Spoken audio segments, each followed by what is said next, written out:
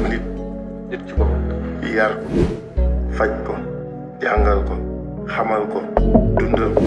jox ko ba dundam neex mu am conscience ni moom Khalifa lañu àndal ñun ñii Khalifa lañu àndal Khalifa lañu àndal ñun ñii Khalifa lañu àndal moom lañ bëgg mag ñi moom lañ bëgg ndaw ñi moom lañ bëgg ndax moom réew mi la bëgg ku bëgg Sénégal Khalifa ngay bëgg wuyoo nga sa tur doy nga kilifa soxlay Sénégal moo la yilifa Khalifa di xool dara xaju fa non Khalifa di xool dara fayu ko nangoo liggéey te bu nit dee jubal voilà donc vraiment dama kontaan trop parce que li ma fi dégg mooy li leen ñor rek moo leen amal solo Mbadakhoune ak yeneen dëkk yi ñu aw yëpp parce que depuis ci suba bii mooy suñu 22e étape ou 21e étape fu ñu dem askan wi li ñu wax benn la sonn nañu seeni soxla kenn réglé wu ko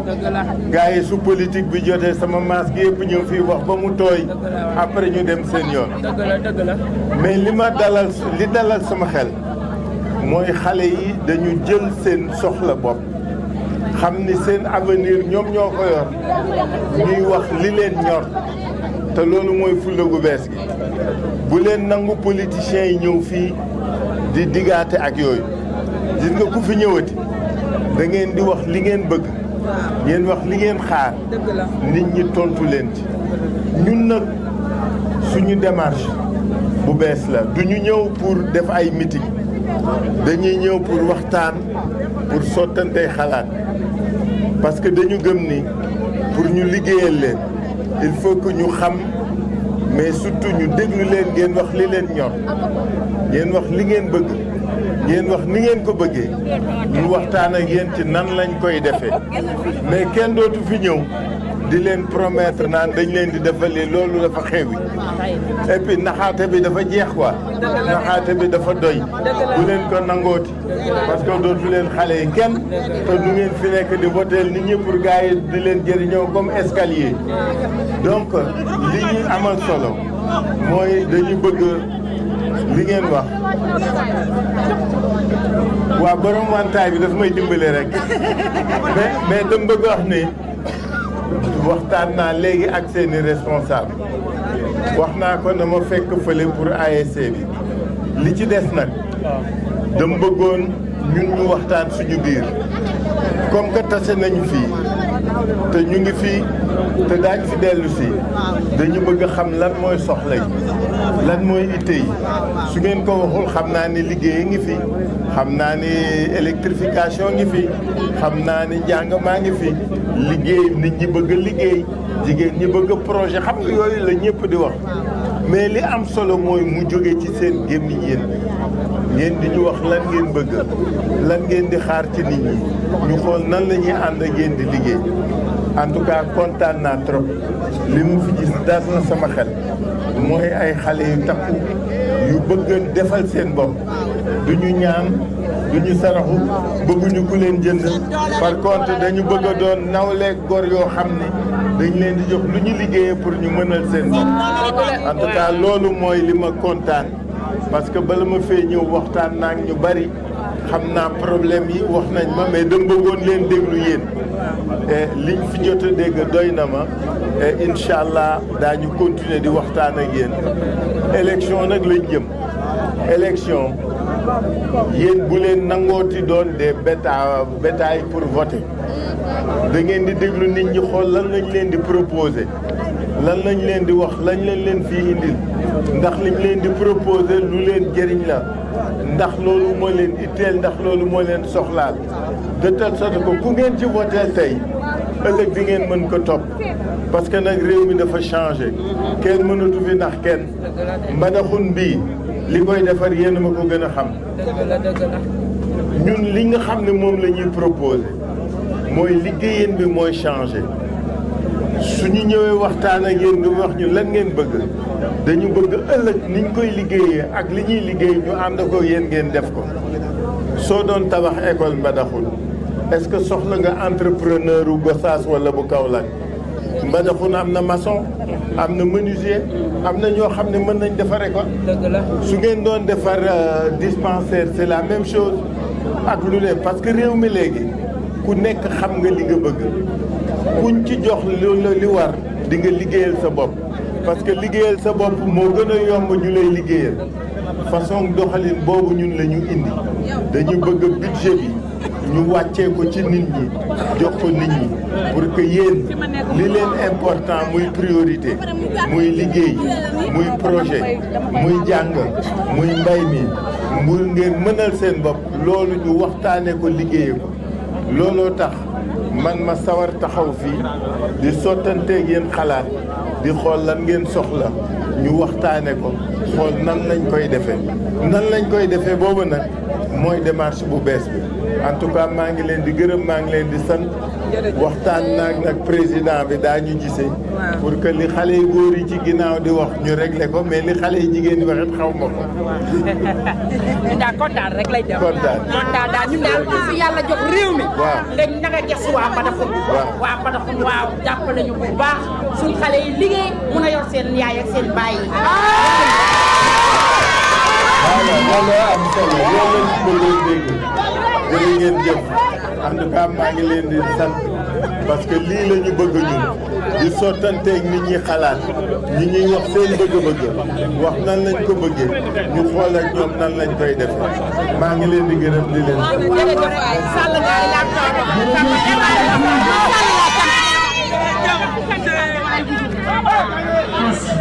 micro.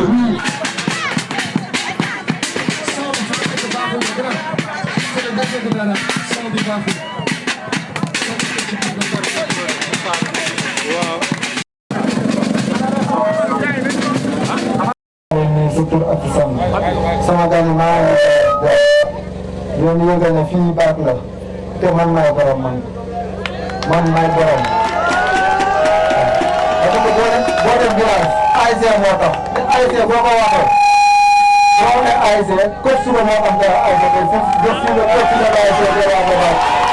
kon maa bëgg nga xam ne fii maay borom man maay borom man Fallou sama doomu ndey la sama lépp la tey bu ma waxee jaaral fii dama fay jaar te xam ne du ma dugal football keroog bi mu toogee wax ak man ma ne ko Fallou mu ne ma ne ko maa ngi suivre te maa ngi gis li ngay dox ak man ak lu mu munti nekk quel que soit alpha boo ma waxee jaaral fii damay ànd ak yow tax na du ma dugg football loolu nii su ma la xamee tey yàlla ak Fallou moo tax si ngoon nag ba léegi ñu ngi toog di xaar gars yi dañoo dem tëri moom moo waaw te xam ne nit moom jaam daay ñaan mais yàlla mooy ndogal ma lay xamal ne nag ASC ma lay xamal ne dëkk bi boo xoolee du poto du dara gis nga aliment bi nii la mel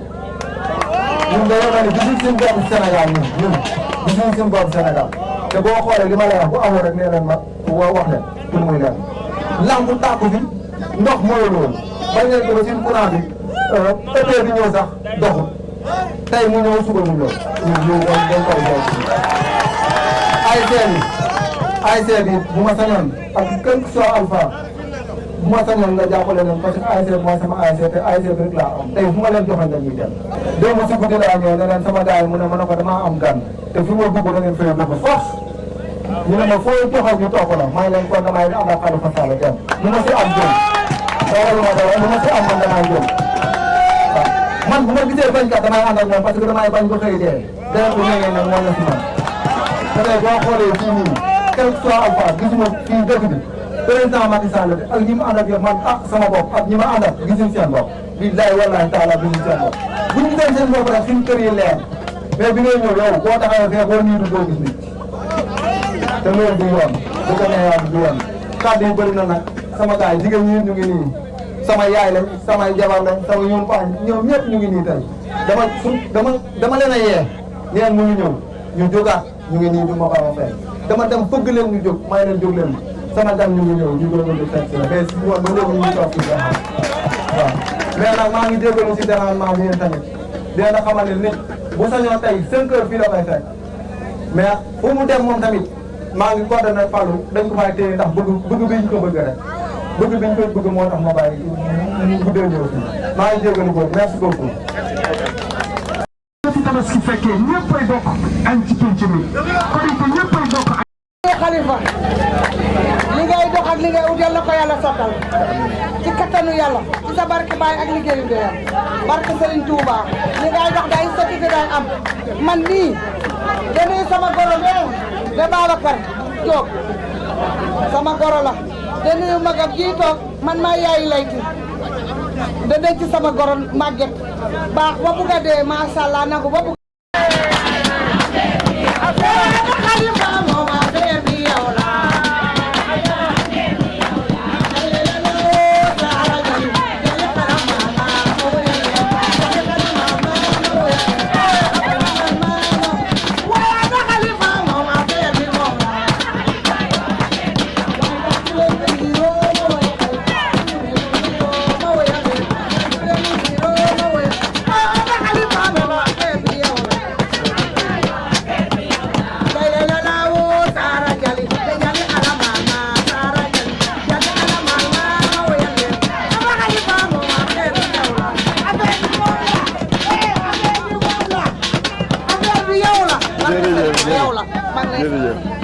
merci beaucoup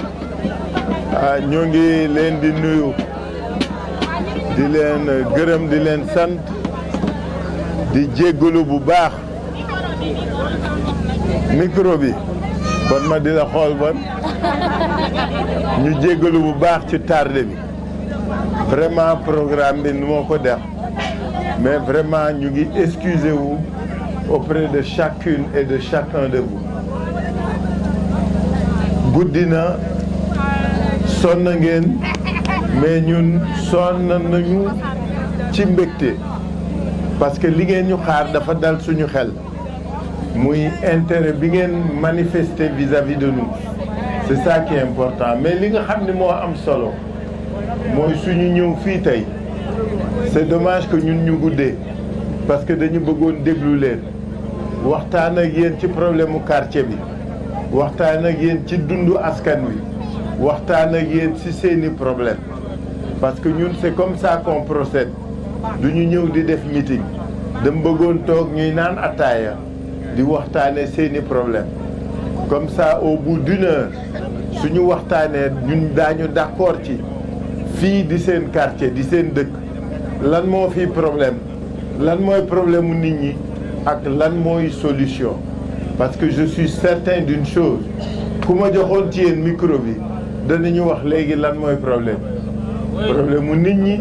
problème mu dëkkin bi problème mu dëkkuwaay bi ak problème mu dëkk bi je suis certain vous le connaissez mieux que quiconque mais surtout li ma rassuré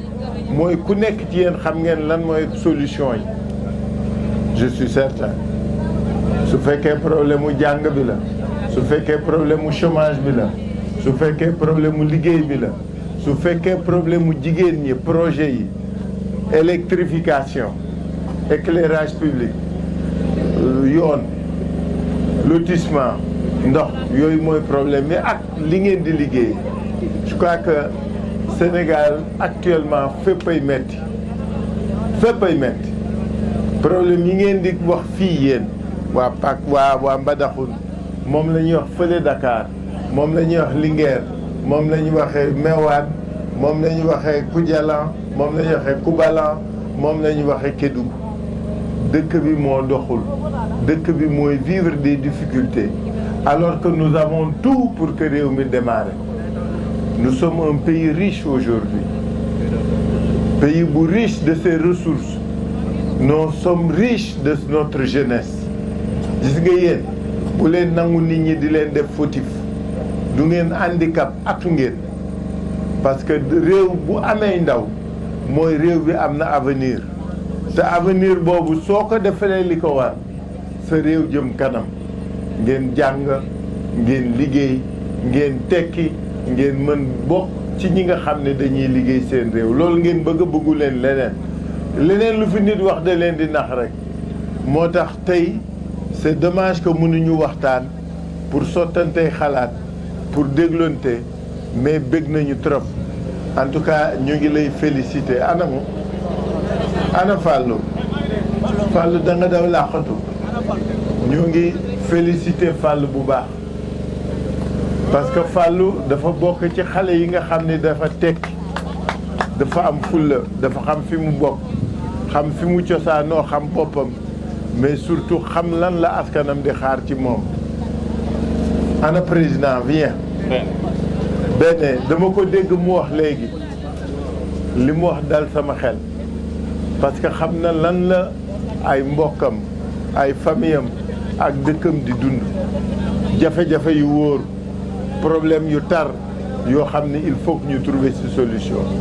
moo tax ñun ñu ne suñu àndeek ñii nga xam ne ay doomi dëkk bi lañu xam nañu dëkk bi xam nañu problème mu dëkk bi ëllëg su ngeen ñu voteelee ñu doon président incha allah ñun ak ñoom la ñuy àndal liggéey c'est-à-dire ñoom ñii ñooy ne fii di wax ak yéen du ñu nangu ñu dem toog Dakar fàtte leen dañu bëgg ñu toog ak yéen xam lan mooy dëkk bi lan mooy problème di dem di dellu si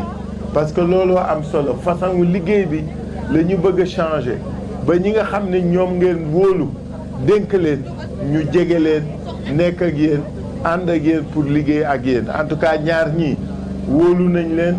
doyloo nañ leen et incha allah ñu ne ñoom ba egg rek te suñu eggee ngeen xam ne lépp dëgg la maa ngi leen gërëm leen ko. jërëjëf di leen wax ni parrainage bi nag tàmbali na dina am ñu fi woon def parrainage. Où est le jeune? jël parrainé kenn